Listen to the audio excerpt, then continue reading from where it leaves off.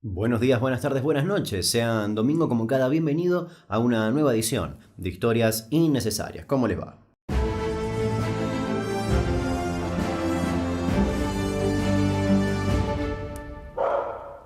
Hoy vamos a hablar de una historia que es bastante conocida o quizás no tanto por la gente más joven. Una historia en la cual se basaron varios libros, una película y un sinfín de documentales, pero que lamentablemente muchas veces es reconocida por el morbo antes que por la historia en sí, que es absolutamente increíble. Hoy la tragedia o el milagro de los Andes. Empecemos. 12 de octubre de 1972. El vuelo 571 de la Fuerza Aérea Uruguaya salió desde Uruguay con destino a Chile. Llevaba al equipo de rugby Old Christians, quienes iban a jugar un partido contra el Old Boys de Santiago de Chile. En total, a bordo del avión iban 40 pasajeros, entre miembros del equipo y amigos y familiares de ellos, y 5 tripulantes, incluidos el piloto Julio César Ferrados y el copiloto Dante Lagurara. Sin embargo, por el mal tiempo, tuvieron que aterrizar en Mendoza, Argentina, para pasar la noche ahí. Al día siguiente, a pesar de que las condiciones no habían mejorado mucho, decidieron continuar el viaje. Por la tarde del 13 de octubre de 1972, el avión volvió a despegar hacia Santiago de Chile, con fuertes vientos en su contra. El fuerte viento hizo que el avión reduzca su velocidad, y eso generó un error de navegación, haciendo que el avión esté mucho más al noreste de lo que el piloto y el copiloto pensaban. A las 15:20 de ese 13 de octubre, el piloto informó al control aéreo de Chile que estaban sobrevolando el paso del Planchón. Sin embargo, el avión estaba encima de la cordillera de los Andes, a la altura de San Fernando, con montañas a su alrededor mucho más altas de lo que se imaginaban. Es más, aún estaban en territorio argentino, no habían llegado a Chile, y ese dato va a ser clave en esta historia, porque generaría un sinfín de confusiones e incluso casi hace que el final de esta historia sea otro. La torre de control le dio el visto bueno para que desciendan, pensando que estaban en camino al aeropuerto, y el piloto lo hizo, pero sin saberlo comenzaron a meterse entre los cordones montañosos, a pesar de que no veían absolutamente nada por la niebla y por la tormenta que se estaba generando. Cuando el avión descendió 1000 metros, entró en una nube y comenzaron a sentirse algunas turbulencias. Luego, al atravesar algunos pozos de aire, descendió varios metros más de manera repentina, provocando aún más sacudidas. Y esos pozos de aire hicieron que el avión quede acorralado entre dos enormes cordones montañosos. Para esta altura, la niebla comenzó a disiparse, y muchos pasajeros podían ver desde sus ventanas cómo las alas pasaban peligrosamente cerca de las montañas. Al mismo tiempo, los pilotos vieron cómo el avión iba directo contra una montaña. Rápidamente, el piloto comenzó a maniobrar para intentar no impactar contra la misma, y lo logró, pero la cola del avión chocó contra la cima. Luego de ese primer golpe, el ala derecha golpeó otra parte de la montaña con tanta fuerza que terminó arrancando la cola del avión por completo, haciendo que unas 2 filas de asientos sean succionadas al vacío, muriendo de esa manera instantáneamente 7 personas. El avión golpeó otro costado de la montaña, perdiendo de esa manera el ala izquierda, quedando solamente el fuselaje, que para este momento aterrizaba en una pendiente nevada, y como si fuese una bala gigante deslizándose, recorrió unos 3 kilómetros hasta impactar violentamente contra un banco de nieve. Por ese impacto el piloto murió instantáneamente, mientras que el copiloto quedó gravemente herido, casi agonizando, completamente atrapado en ese conjunto de metales retorcidos que segundos atrás era la cabina de un avión. Mientras tanto, en la parte de atrás, los pasajeros quedaron apilados, por inercia, contra la cabina. Por el impacto fallecieron aún más personas, pero muchos quedaron gravemente heridos, muchos con sus piernas atrapadas entre asientos y metales. Sin embargo, y aunque parezca algo imposible, algunos solamente sufrieron heridas leves, y ellos fueron los encargados de comenzar a sacar a los heridos. Cabe aclarar también que el mayor de los jugadores tenía algo así como 26 años. Para muchos, incluso, era su primer viaje en avión.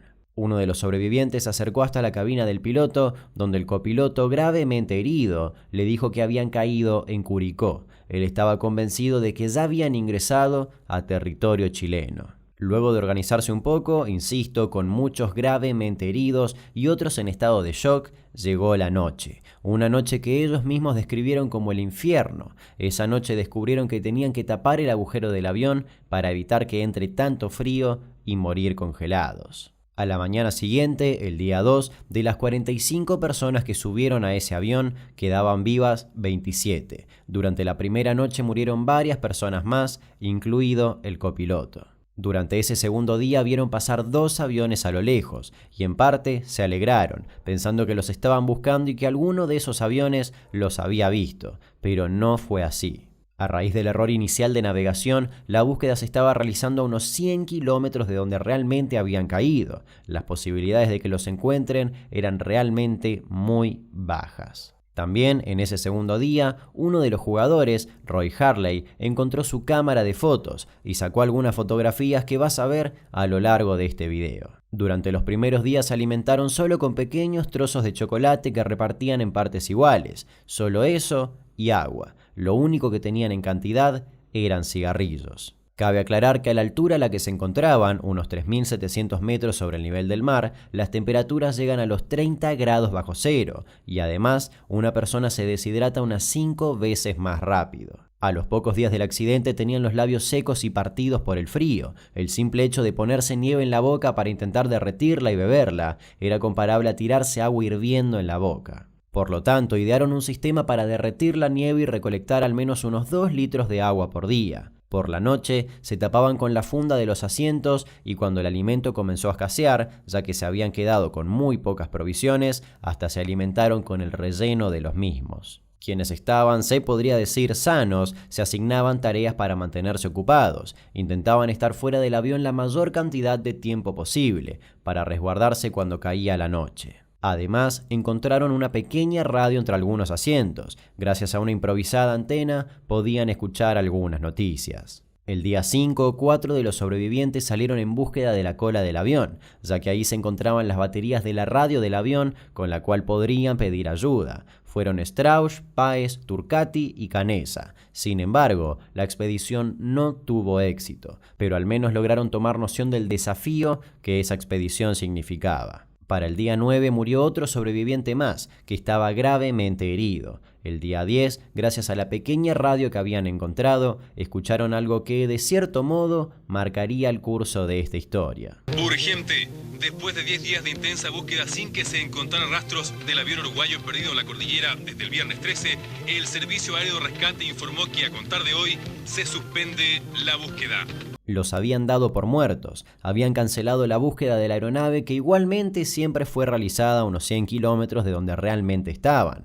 Sin embargo, eso que quizás puede ser tomado como algo completamente negativo, fue clave para el grupo. Los hizo darse cuenta de que desde ese momento en adelante, todo dependía pura y exclusivamente de ellos, de los 27 que aún estaban con vida. Nadie los iba a encontrar porque sencillamente nadie los estaba buscando, y se decidieron a demostrarle al mundo que estaban equivocados, y solo había una forma de demostrar eso, viviendo y saliendo de ahí, por sus propios medios. Sabiendo que iban a estar en esa situación por quién sabe cuánto tiempo más, comenzó a transformarse en una posibilidad, o mejor dicho, en una necesidad, una idea que había empezado como una locura. Viendo que estaban en el medio de la nada, rodeados de nada más que nieve, nieve y más nieve, se dieron cuenta de que si querían vivir o si querían al menos llegar hasta la cola del avión para buscar las baterías y con suerte más provisiones, tenían que juntar fuerzas y sobre todo alimentarse. Y lo único que tenían para hacerlo eran los cuerpos de los ya fallecidos,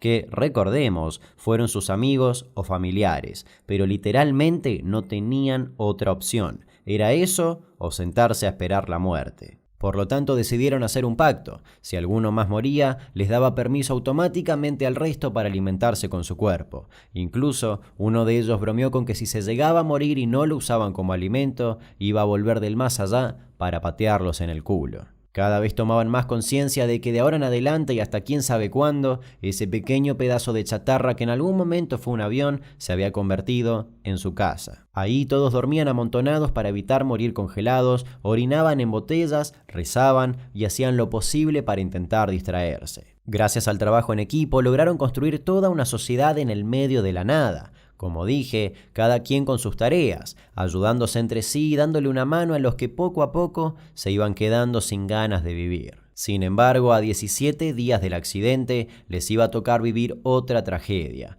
Todos ya estaban dentro del fuselaje del avión refugiándose del frío, cuando de repente comenzaron a escuchar un fuerte ruido que cada vez se acercaba más y más. En un abrir y cerrar de ojos, una increíble masa de nieve tiró abajo las valijas que usaban como puerta e ingresó al avión. Habían quedado en el medio de una inmensa avalancha que los dejó completamente sepultados. La nieve parecía concreto, no podían moverse, todos habían quedado con la posición que tenían cuando vieron a la nieve ingresar. Algunos pensaban que era sencillamente el final. Sin embargo, algunos, como Roy Harley, lograron sacarse la nieve de encima y comenzaron a rescatar a sus compañeros, uno a uno. Lamentablemente 8 personas fallecieron por el alud, entre ellos Marcelo Pérez, el capitán del equipo. Durante 3 días no pudieron salir del fuselaje, ya que afuera caía una feroz tormenta. Si ya de por sí el espacio para dormir era pequeño, ahora era aún menor, ya que el 60% del lugar donde antes dormían ahora estaba ocupado por nieve. Finalmente lograron salir a la superficie y reorganizaron los cadáveres en grupos para no perderlos en caso de otra avalancha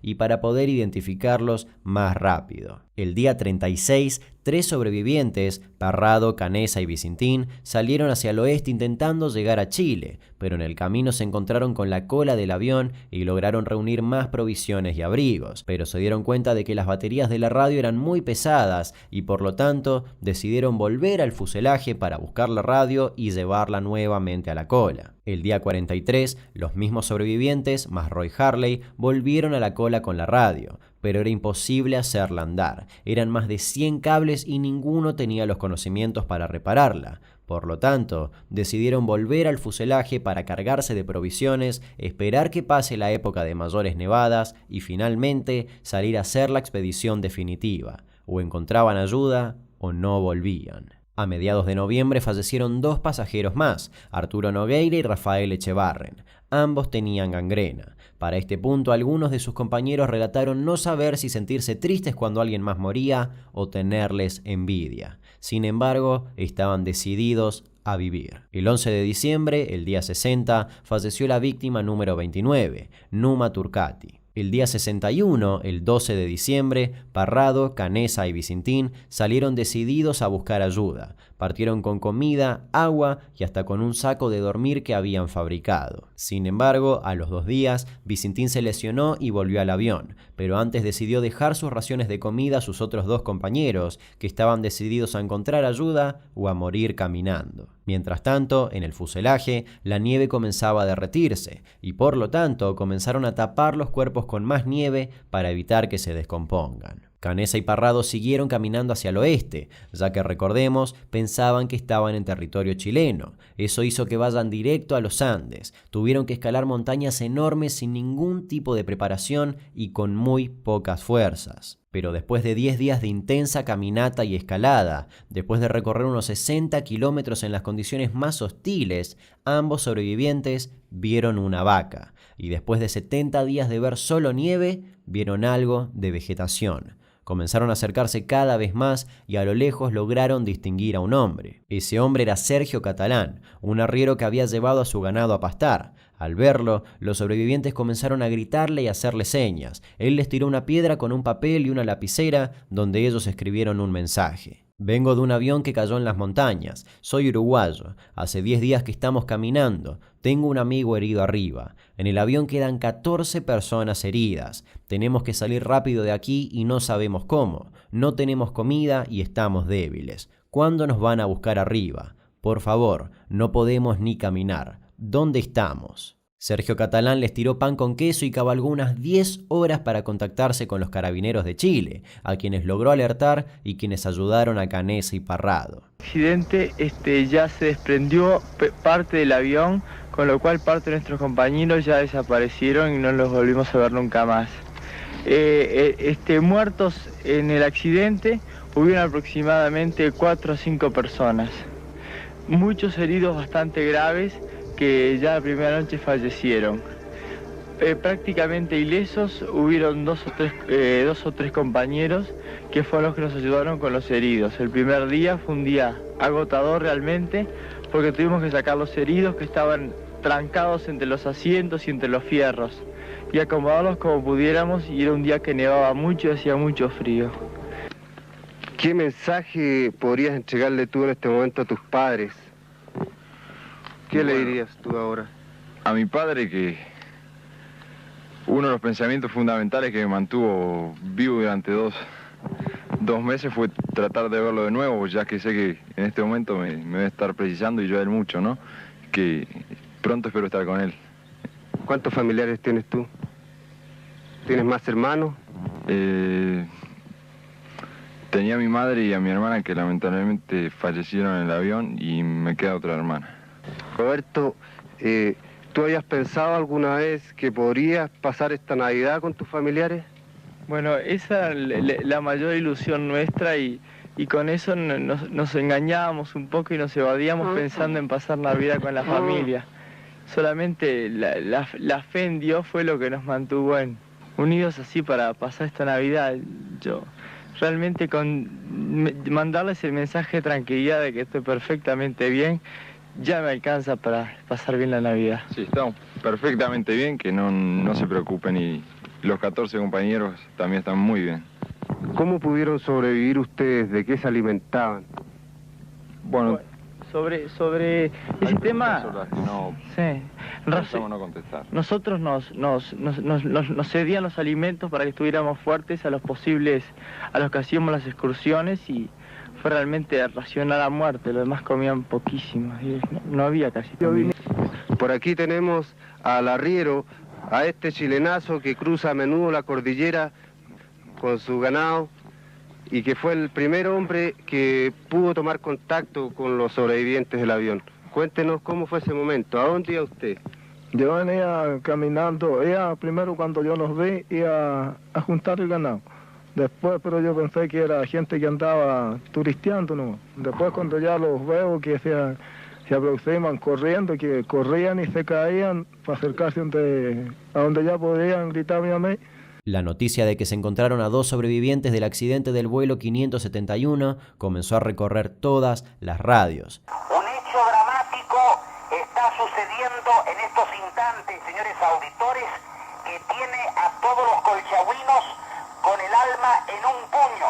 Hoy, a las 13:30 horas, 1:30 de la tarde, se presentó en el retén de Puente Negro. El arriero Sergio Catalán Martínez expresó que a las 9:30 de la mañana de hoy, en el lugar denominado Pajo el Durazno, Potrero La Loma, en la cordillera El Perejil, más o menos a unos 50 kilómetros al oriente de Puente Negro, desde la ribera opuesta del río Claro, 2 personas le lanzaron una carta amarrada a una piedra.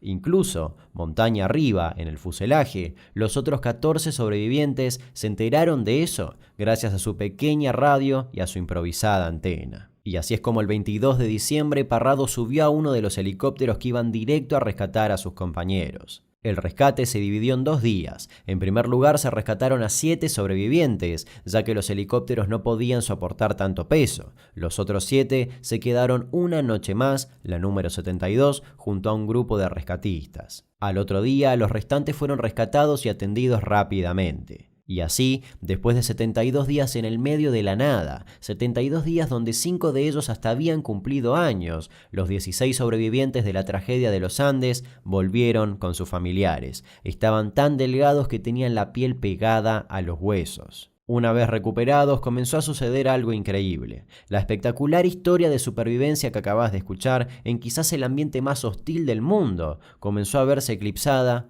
por el morbo. Una pregunta que se hacen los periodistas, que se hace el público en general, es cómo se ha sobrevivido. Yo sé por declaraciones de ustedes, periodísticas, que ustedes establecen un lapso de silencio. Bueno, ¿es así? Eso nosotros pensamos hacer después una especie de conferencia de prensa cuando estemos todos juntos, y entonces contestar una cantidad de preguntas y otras no las vamos a contestar. ¿Supone que justificar actitudes lógicas en un ser humano que de pronto está pasando los peores momentos de su vida? No justificar actitudes lógicas. Sí, a eso voy. De pronto responder a preguntas lógicas, dando respuestas lógicas. Preguntas lógicas ni ilógicas. Yo podría llegar ahora a hacerte una pregunta ilógica, ¿no es cierto? Lo lógico es que vos me digas que de pronto harán una conferencia de prensa para explicar... es que las preguntas son siempre las mismas, entonces queremos agarrar y contestar una sola vez y decir, bueno, está, es esto y nada más. Las preguntas sobre si se comieron o no a sus compañeros fallecidos eran constantes. Los acusaban, como si hubiesen tenido otra opción. Se comenzó a hablar de canibalismo cuando esta historia es mucho más que eso. La insistencia era tanta que hasta tuvieron que brindar una conferencia de prensa para aclarar las cosas. Luego de un mes del rescate, los cuerpos de quienes fallecieron fueron enterrados a unos 800 metros del fuselaje, en un sector donde no hay riesgo de avalanchas. Por supuesto que los sobrevivientes recorrieron un sinfín de programas de televisión contando su historia. Incluso, cuando se cumplieron 25 años de la tragedia, varios de ellos fueron al lugar del accidente y se reencontraron con Catalán. Además, cada 22 de diciembre se reúnen todos para recordar lo que sucedió. Sobre esta historia se publicaron unos 13 libros, de los cuales el primero, Viven, fue hecho película en 1993. Hoy en día, algunos de los sobrevivientes dan charlas contando su historia y ofreciendo ayuda. En junio de 2015 falleció uno de los sobrevivientes, Javier Metol,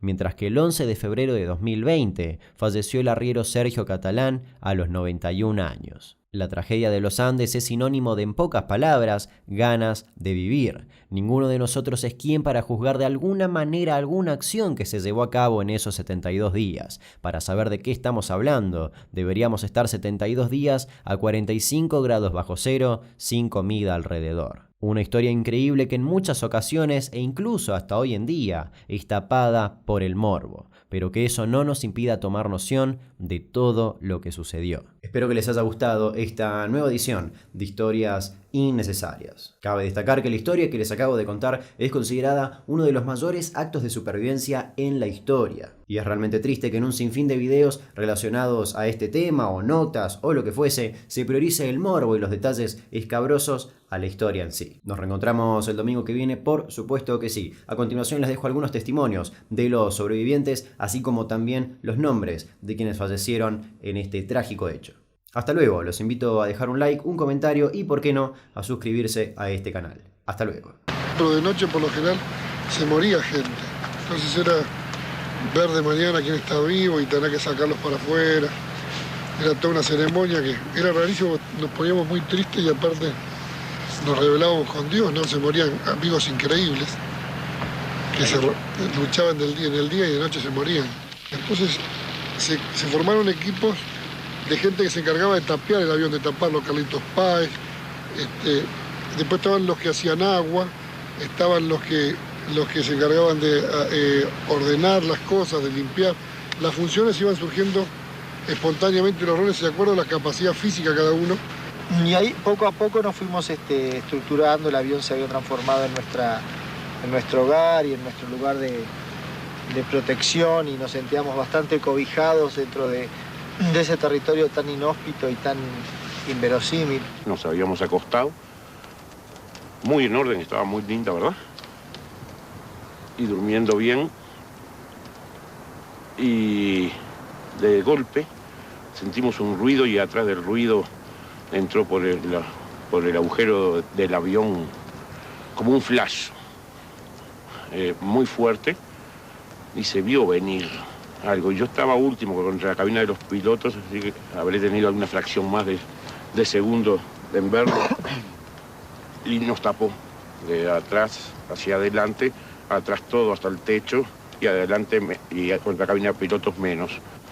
Y fue un apretón muy grande y después una consolidación del mismo.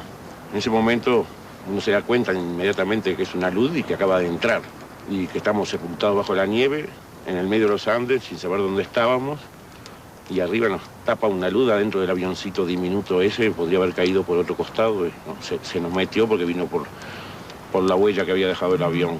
Yo quedé totalmente aprisionado por la nieve, que era como concreto, no podía mover ni un dedo, absolutamente nada. Y un poco colaborando o corroborando lo que dice Coche, me dejé ir porque pensé que no había absolutamente ninguna posibilidad de vivir. Y en el último segundo En mi caso yo no tuve la oportunidad de ver nada, sino que pensé que era muy joven para morir, pero que era un alivio después de todo lo que estábamos pasando. Hasta que en el último minuto de mi aguante de respiración, alguien me sacó, hizo un túnel hasta mi boca y de allí pude respirar. Y fue una noche muy, muy difícil. Y te empiezas a asfixiar, y dices, bueno, me estoy muriendo. Uno tiene la sensación o la idea de cuando se muere asfixiado, a uno se desespera. Y no, era una paz impresionante, realmente era lindo morirse. Fue el único momento de paz para mí en la montaña, ¿no? Sobre todo yo recuerdo eso de seguir respirando un momento más, seguir respirando 5 minutos más. Esa frase fue muy común entre todos. Estás respirando, entonces estás vivo.